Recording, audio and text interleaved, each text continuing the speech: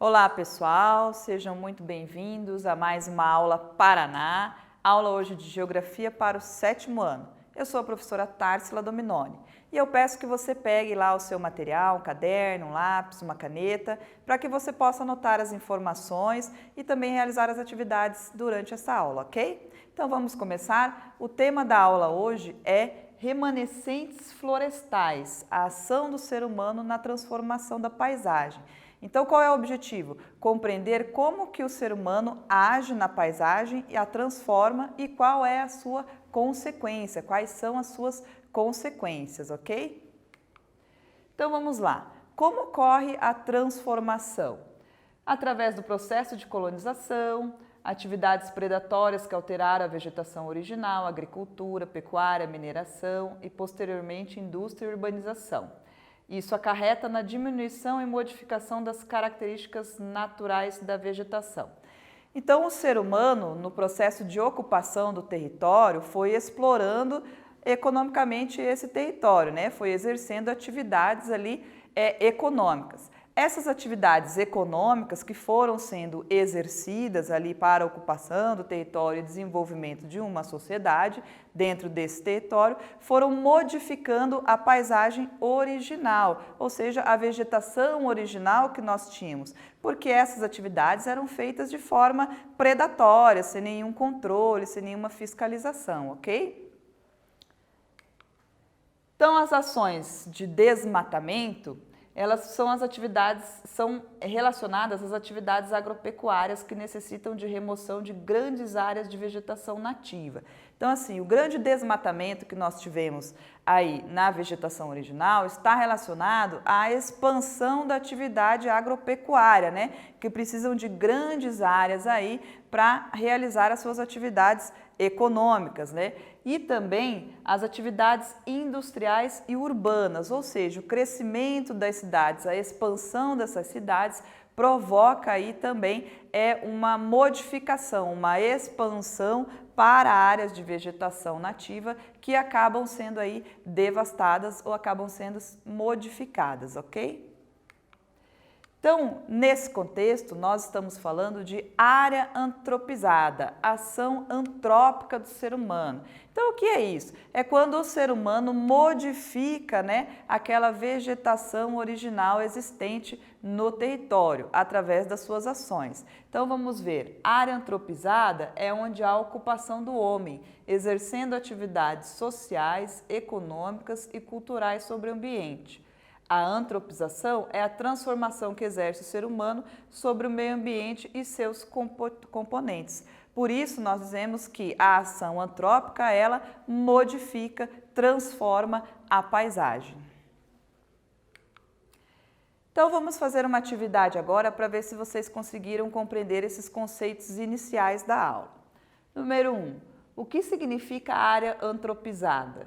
Número 2. Como ocorrem as transformações da cobertura vegetal original? Número 3. Qual o resultado das transformações na cobertura vegetal original? Então, agora você tem um tempinho aí para responder.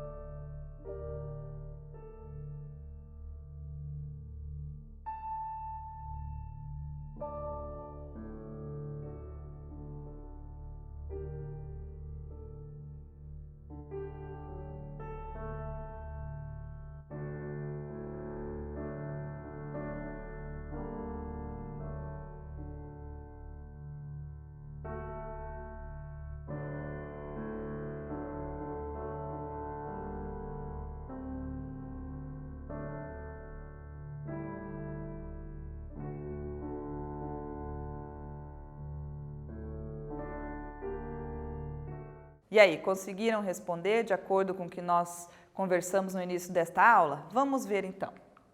Número 1, o que significa área antropizada? Se você colocou que é a área onde já tem uma ocupação humana, onde o ser humano exerce ali, né, as suas ações sociais, culturais, né, políticas econômicas e transformam a vegetação original, então você acertou.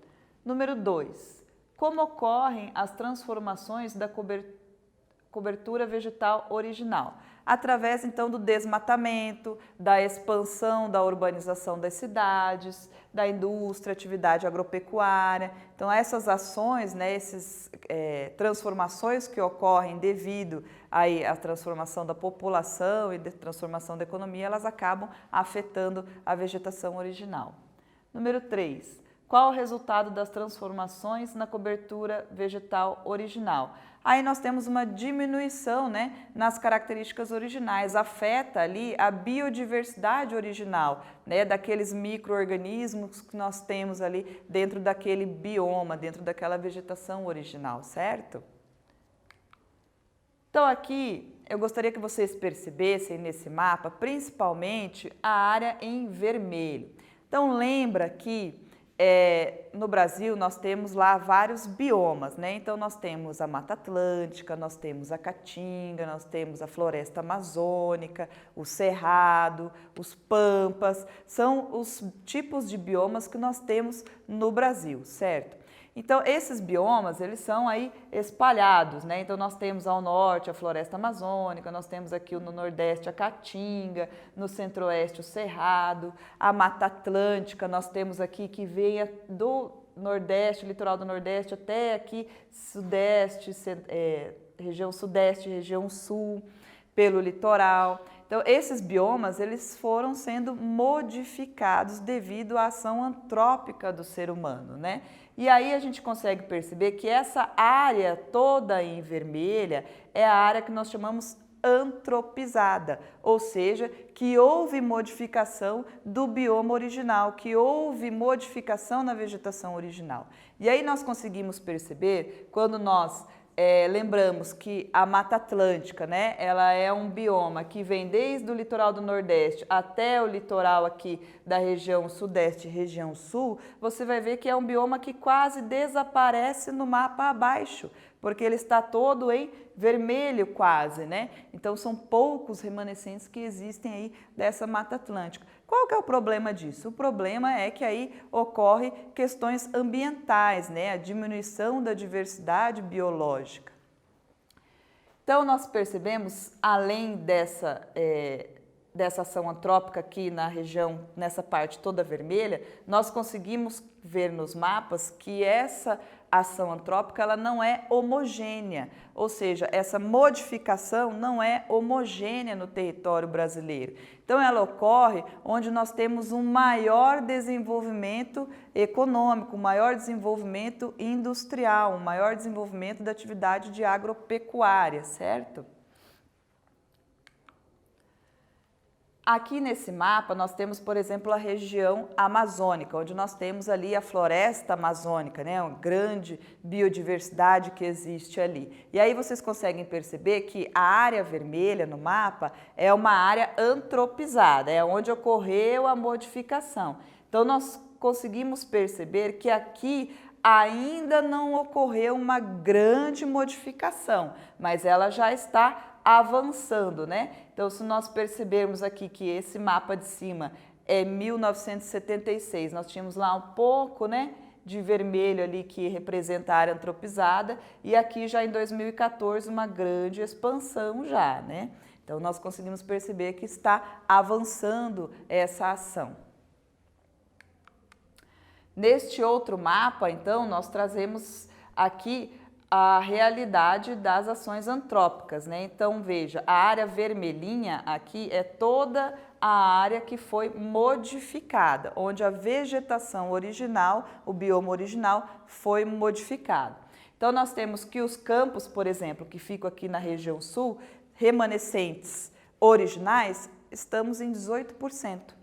Nós temos que o Cerrado, que é aqui a região centro-oeste, nós temos 34% apenas. A Caatinga e o Pantanal, a Caatinga aqui no Nordeste, né, e o Pantanal, nós temos aí um índice ainda melhor de vegetação remanescente original, acima de 45%.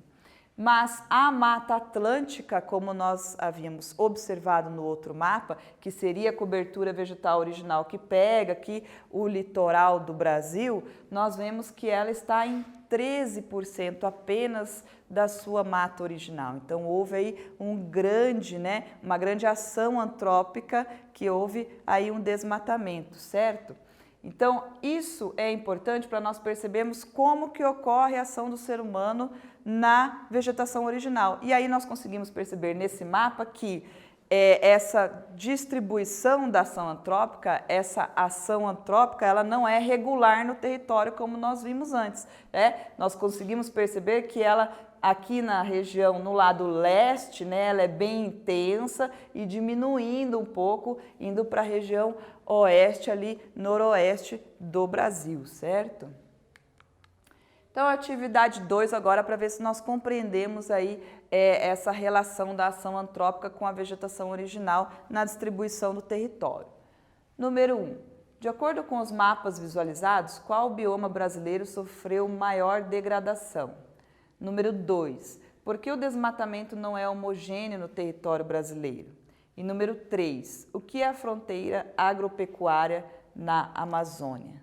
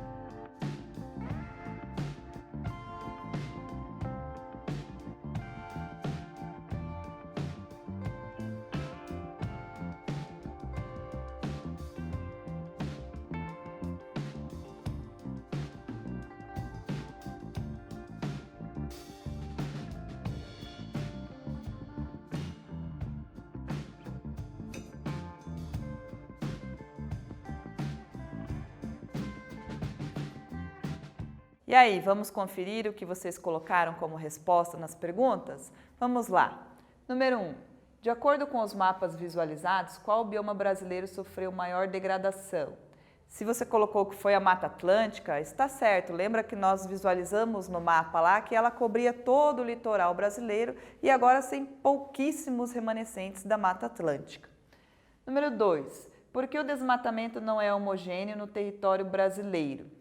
Se você colocou que ele não é homogêneo porque ele segue aí uma expansão de acordo com o desenvolvimento econômico, industrial, a urbanização e o avanço da agropecuária, do agronegócio, você acertou também. Número 3. O que é a fronteira agropecuária na Amazônia? Então, é a expansão da atividade agropecuária avançando para o bioma da Amazônia, ali, da floresta amazônica. Nós vimos lá, vamos voltar no mapa para dar uma visualizada. Então, é essa expansão da atividade do ser humano de agropecuária em direção à Amazônia. Então, isso seria aí a fronteira agropecuária ali, né? Então, continuando, vamos falar agora sobre os impactos ambientais da ação antrópica, né, do ser humano ali no meio ambiente, ok? Então, vamos lá. A retirada da cobertura vegetal original por meio de ações antrópicas geram diferentes impactos no meio ambiente. Então, nós vamos ver agora alguns impactos dessa ação. O primeiro deles é a perda do habitat natural e redução da biodiversidade. O desmatamento elimina muitas vezes de forma irreversível o habitat natural de muitas espécies de fauna e flora, provocando a extinção de formações vegetais e a perda da variabilidade genética, além de poder impactar atividades econômicas relacionadas ao setor de medicamentos e cosméticos. Então, o impacto do ser humano ali no bioma, né, naquela vegetação original, vai alterar todo o ecossistema que tem ali, né? Aqueles micro-organismos, a fauna e a flora. E muitas vezes, né, espécies de fauna e flora, que nós chamamos de endêmicas, elas são típicas daquele bioma, são típicas daquele ecossistema. E quando nós impactamos, quando nós agimos naquele bioma, nós acabamos interferindo aí no ciclo natural dessas espécies e aí elas acabam ficando em extinção ou até mesmo deixando de existir. O patrimônio genético, nós vimos ali a variabilidade genética. Então, o que é o patrimônio genético? É o conjunto de informações genéticas contidas nas plantas, nos animais e nos micro-organismos, no todo ou em suas partes, cascas, folhas, raízes, pelos, penas, peles, etc. Estejam eles vivos ou mortos, e nas substâncias produzidas por eles, como resinas, látex de plantas ou veneno de animais e substâncias químicas produzidas por micro-organismos. Então, o patrimônio genético, ele existe ali na vegetação, ele existe nos animais, ele existe nos micro-organismos que compõem determinado bioma. E esse patrimônio genético, essa variabilidade do patrimônio genético é muito importante para as nossas pesquisas científicas, né? Então, é a partir de plantas, é a partir de venenos de animais, que nós aí estudamos, né, e conseguimos produzir produtos ligados ao cosmético, produtos ligados à saúde, né, vacinas. Então, nós precisamos dessa variabilidade. Quanto mais variabilidade genética eu tenho, mais opções de estudo eu tenho. Então, acessar o patrimônio genético é, por exemplo, usar a informação contida nas amostras de plantas, animais, micro-organismos ou substâncias deles derivadas para estudar do que são feitas, testar para que serve ou para desenvolver produtos ou processo comercializável, como remédios, perfumes e cosméticos. Então, em relação a esses impactos gerados pela ação antrópica, vamos tentar fazer um quiz agora. Qual a importância de preservar o patrimônio genético dos seres vivos? Letra A, para fins científicos. Letra B, somente para beleza paisagística. Letra C, para aumentar o comércio apenas. Então, você tem um tempinho aí para achar a resposta certa.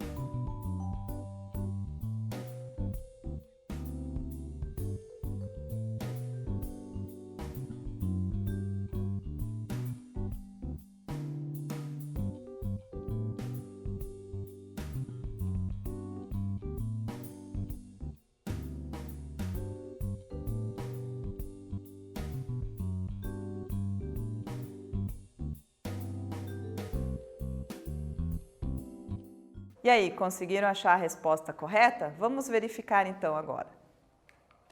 Se você colocou que a importância de preservar o patrimônio genético dos seres vivos é para fins científicos, está certo, mas não só para isso, né? Então, nós devemos preservar os biomas, toda essa variabilidade genética, né? Toda essa diversidade que nós temos, para quê? Para que melhore, né, a qualidade de vida do ser humano, para que ele tenha uma condição de vida muito boa, né, junto ali com o meio ambiente preservado. Então eu coloquei aqui que além de fins científicos, para lembrar que a manutenção dos biomas tem grande importância para a sociedade humana, principalmente na redução dos impactos ambientais que afetam diretamente a vida do ser humano.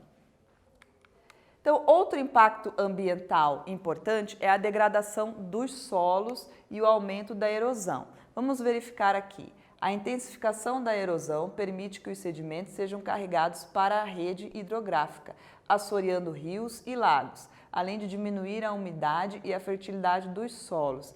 Então veja, a degradação dos solos vai impactar diretamente na vida do ser humano. Por quê? Porque ele, além do solo diminuir a sua fertilidade, além de aumentar a erosão, que é o quê? O desmoronamento que nós conseguimos ver aqui nessa imagem, né, do solo.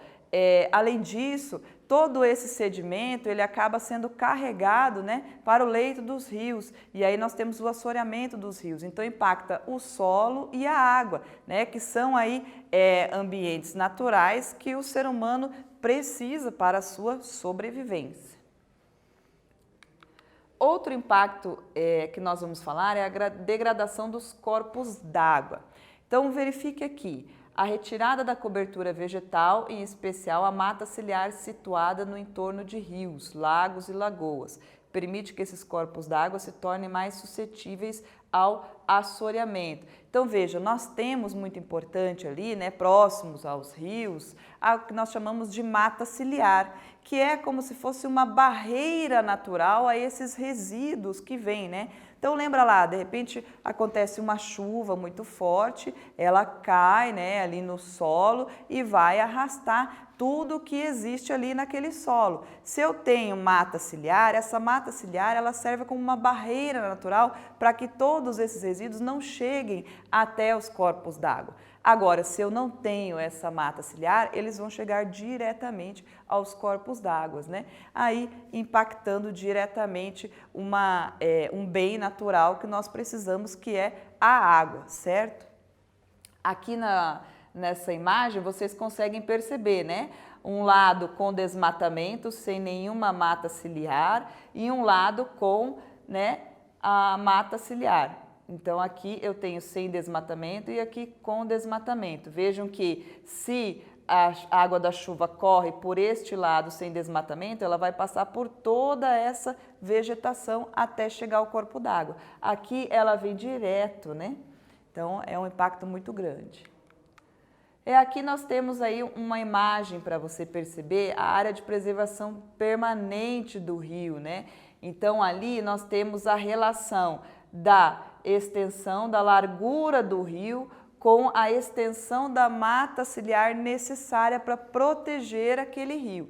Então percebam que quanto mais ele se estende, né, na sua largura, mais eu preciso que a mata ciliar seja mais extensa ao lado desse rio. Então, uma área protegida, coberta ou não por vegetação nativa, com função ambiental de preservar os recursos hídricos, a paisagem e a estabilidade geológica, a biodiversidade, facilitar o fluxo gênico de fauna e flora, proteger o solo e assegurar o bem-estar da população humana. Por isso, nós precisamos aí preservar essas matas ciliares.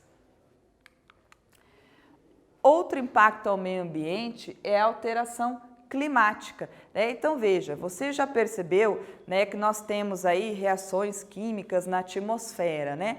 Então, quando nós temos uma alteração da vegetação original, nós temos ali uma alteração nos processos químicos, né, de todo aquele bioma, de todo aquele ecossistema que ele existe. E essa alteração desses processos químicos que existem ali naquele ecossistema vai alterar também o clima, certo? Então, nós vamos ver aqui que alterações climáticas, a cobertura vegetal tem a capacidade de absorver energia solar e influenciar a umidade do ar, contribuindo para manter o equilíbrio atmosférico, podendo interferir no regime de chuvas e nas temperaturas médias de determinadas localidades.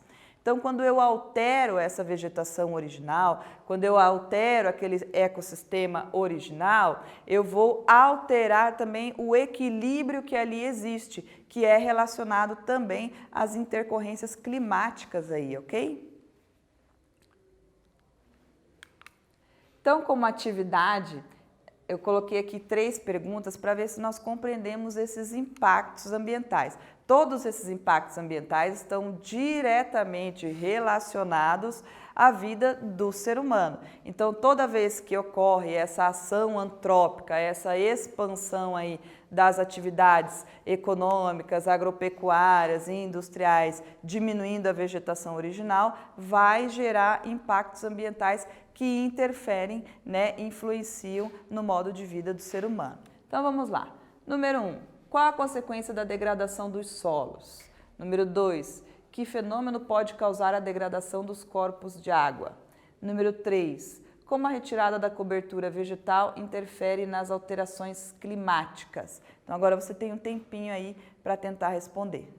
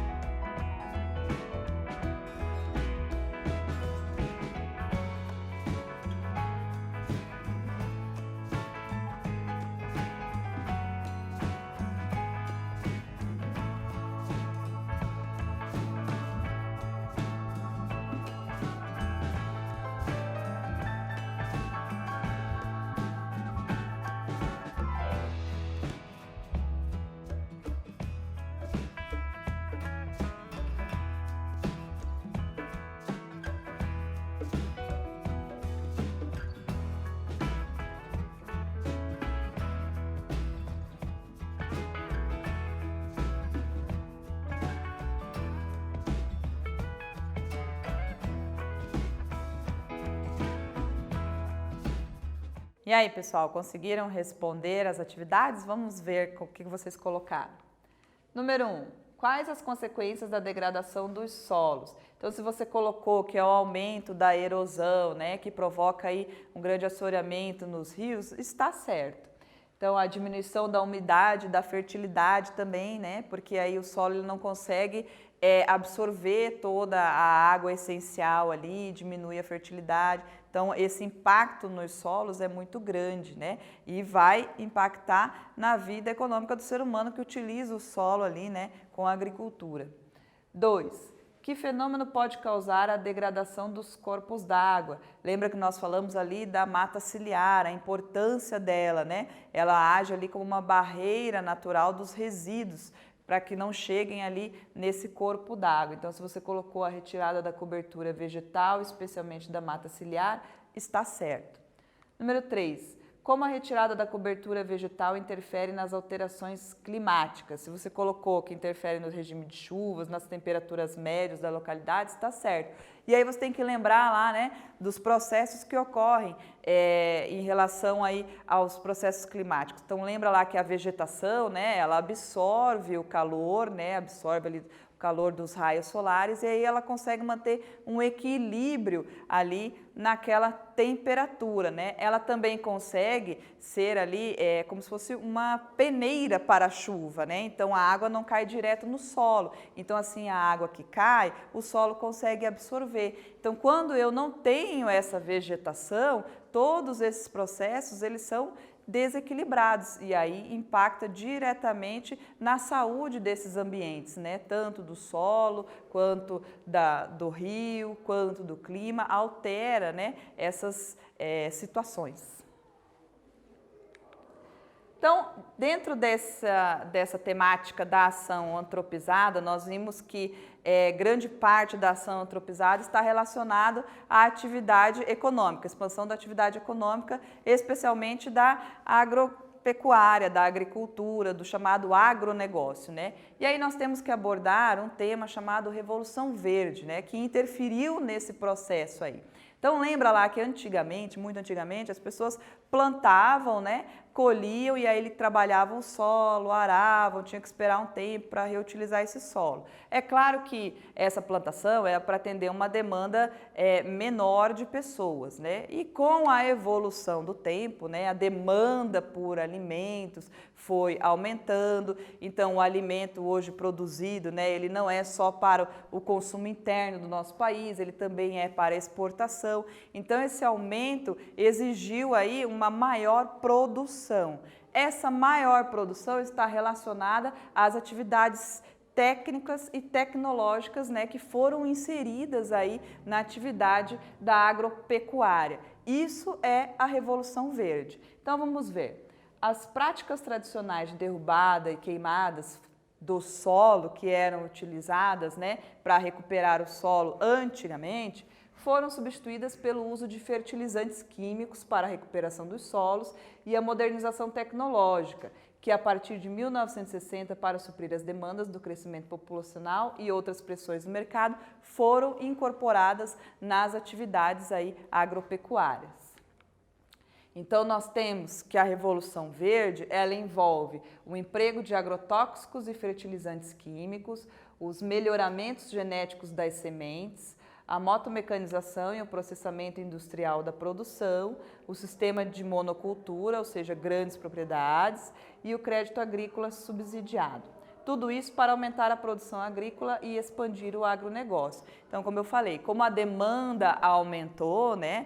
Então, para aumentar a produção, então a tecnologia foi incorporada aí na produção agrícola e na produção pecuária, que nós chamamos aí de agronegócio, né? E aí, para que essa tecnologia fosse empregada, algumas coisas foram importantes, né? Então, veja, nós temos aí os melhoramentos genéticos, né? Que nós chamamos aí de transgênicos, nós temos a utilização de fertilizantes e produtos químicos nas plantações, nós temos aí a mecanização do campo, então as máquinas sendo utilizadas aí na colheita, na produção, no campo. Nós temos o sistema de monocultura, então grandes propriedades ali, né, que trabalham um tipo só de produto, um tipo só de semente. Nós temos também a questão dos subsídios, né, ou seja, o financiamento para essas atividades, porque o agronegócio é uma atividade que movimenta bastante aí, o mercado financeiro. Então, tudo isso é incorporado aí nesse tema, nessa temática da Revolução Verde. E, obviamente, impacta diretamente a vegetação original, porque se ela expande, ela precisa de mais áreas, né? E aonde estão essas áreas? Estão aí espalhadas no nosso território e é onde nós temos aí a vegetação original que acaba sendo modificada. Atividade 4. Vamos ver se a gente conseguiu compreender aí a Revolução Verde. Número 1. Quais os objetivos da Revolução Verde? Número 2. Quais os impactos negativos causados pela Revolução Verde? E número 3. Quais as técnicas utilizadas na Revolução Verde na produção agrícola? Você tem um tempo para responder.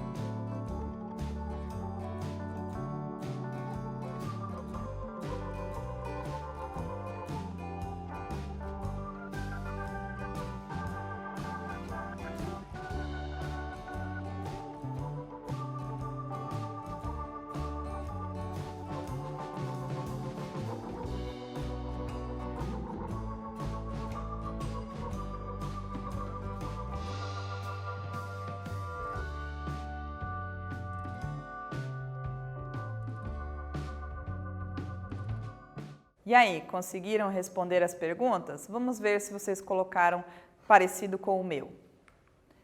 Quais os objetivos da Revolução Verde? Então veja, a Revolução Verde, ela tem o objetivo de aumentar a produção de alimentos, né? Ela está relacionada aí com as atividades de agricultura e agropecuária. Então o objetivo dela é aumentar essa produção de alimentos, tanto para abastecimento interno quanto para exportação, né? Então o Brasil aí é um dos países em destaque no agronegócio.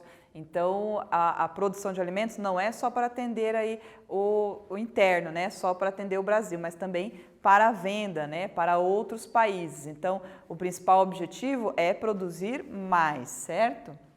Então, para aumentar a produção agrícola e expandir o agronegócio. Número 2.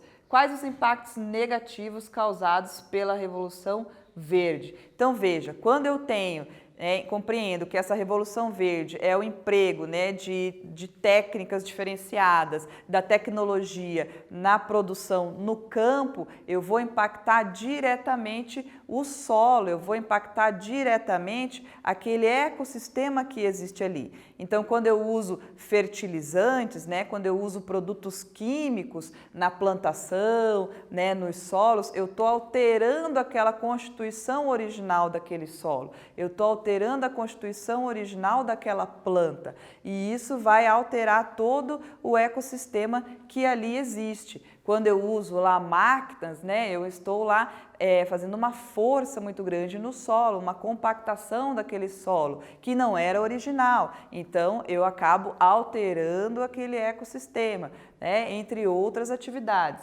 Então, veja lá, se você colocou expansão do desmatamento, alteração do solo, modificação da constituição genética dos alimentos. Então, a expansão do desmatamento também é importante, né? Porque eu preciso de grandes áreas para plantação, eu preciso de grandes áreas para pecuária, e aí eu vou expandindo essas áreas.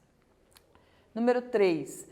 Quais as técnicas utilizadas na Revolução Verde na produção agrícola? Então, como eu falei, são técnicas, né, relacionadas aí à evolução tecnológica e química, né? Então, veja, melhoramentos genéticos, a mecanização no campo, a monocultura. Então, quando eu tenho lá grandes propriedades que trabalham com a produção de apenas um tipo de alimento, eu estou alterando aquele ecossistema, né? Porque além de eu estar ali desmatando para produzir ali naquela área, eu estou produzindo apenas um tipo de alimento, né? Que muitas vezes nem é típico, não é originário, não é de acordo com aquela área, com aquele ecossistema original. Fertilizantes químicos e agrotóxicos, né, que alteram ali a composição química dos solos. Então, nessa aula, nós falamos bastante sobre os remanescentes florestais e as áreas antropizadas, né? Nós vimos essa relação, né, onde nós tínhamos a mata original, a vegetação original e a ação antrópica, ou seja, o ser humano modificando essa vegetação original. Ele modifica porque expande-se aí as áreas urbanas, expande-se as atividades econômicas, expande-se as atividades agrícolas e agropecuárias.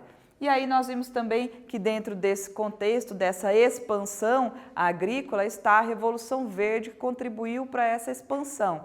E aí ela traz impactos positivos e impactos negativos, ok? Então, bons estudos, até a próxima aula e nos encontramos aí.